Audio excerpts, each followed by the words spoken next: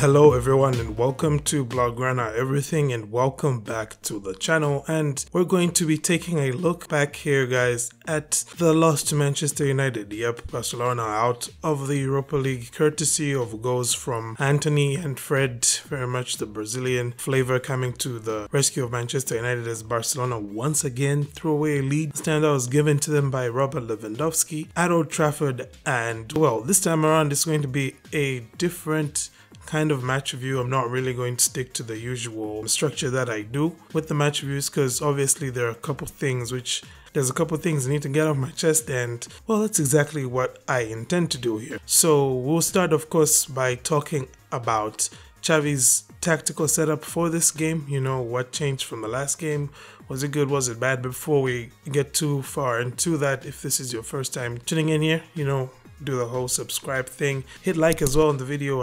I really would appreciate it if you could hit like. So let's go ahead and look at how Xavi set his team up. This time around, Xavi Hernandez did something which personally I wasn't expecting him to. Like I had said in my preview where I had a chat with a Manchester United fan that I know, this game I wasn't too sure exactly if going with 4 in the midfield was going to be the right idea, and the reason for that was simply because putting Kessie and Roberto in place of, you know, Pedri and Gavi, those positions that Pedri and Gavi would play, it's not exactly going to work out the same because those guys are like half as creative, if I'm being generous here, right? Half as creative as Gavi and Pedri are with their passing, and they're definitely nowhere near as brave as Gavi or Pedri are when it comes to receiving the ball with their back to the opponent's goal and just, you know, turning on the ball and making a forward run, making a progressive run. So that was probably the thing that I wasn't really expecting to see in this match. I was expecting to see a 4-3-3, and for good reason here. For starters, because, you know, Manchester United were going to set up differently than they did,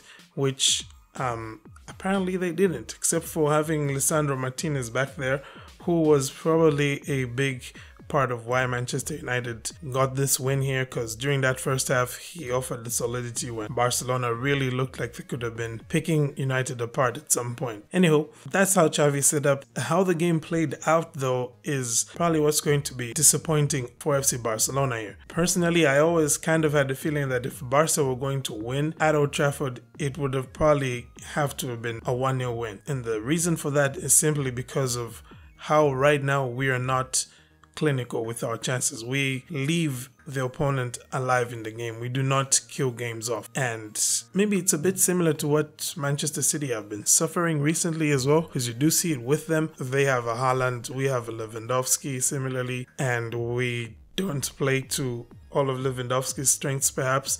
I don't think he gets enough service. I will point that fact out, and when he does get service, usually it would take something like that goal line clearance, so from Varane, or good save from the goalkeeper to stop him from scoring. But having said that, we had 2 opportunities in this match that fell to Roberto and Kessie, from which Barcelona could have reasonably expected themselves to score because, you know, that's probably a high XG shot if you're taking a shot from the 6-yard box, right? And we just were not able to even make the goalkeeper work in any of those situations. And when you do that and you let your opponents get away in moments like that, you do get punished, because let's be quite honest here, right? Fred and Antony, they both had just like an inch of space, and they found literally the one gap that they could aim for where it would be hard for even Ter Stegen to get to the ball, and that's why they put it and they scored. Okay, the finishing was very much clinical here from Manchester United, and from FC Barcelona, it was far from anything like that. You know, it was far from clinical. But what I find even more worrying though here for FC Barcelona, aside from the wasted chances, is that now this is 2 matches back to back against Manchester United where we had the lead and we coughed it up and ended up chasing an equalizer in the last 10 minutes. That's what happened at Camp Nou. That's what happened again at Old Trafford.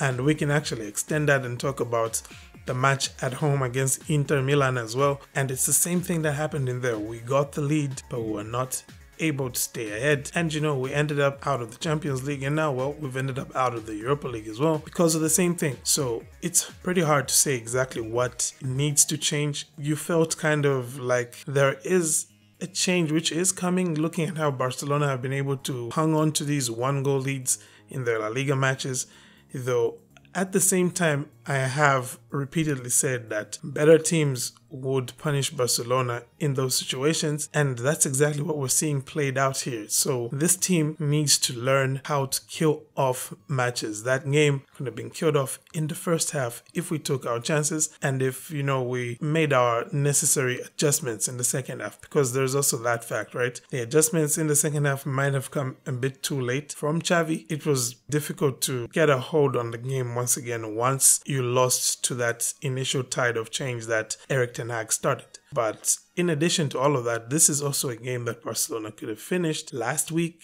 at Camp Nou, and once again, owing in that case to team selection, who were not able to put a game to bed. And I think that's probably going to be Barcelona's biggest challenge for the rest of this season, because now it's only La Liga and the Copa del Rey to play for. And the question is, can you put La Liga to bed? Can Barcelona do what is necessary? Now, you might argue that, well, so far they've seemed okay against the smaller teams in La Liga and they've seemed able to grind out a win when they need to. And that is true, but then they are also going to be playing Real Madrid and Atletico Madrid and Real Sociedad and, Real Betis, all these other teams. Barcelona is still to play them for a second time, and it's in matches like those, teams that do have quality that can punish you, that if we don't kill off the games, we will suffer for it. That's basically that. It would be remiss, I think, if I did not give a man of the match for this game.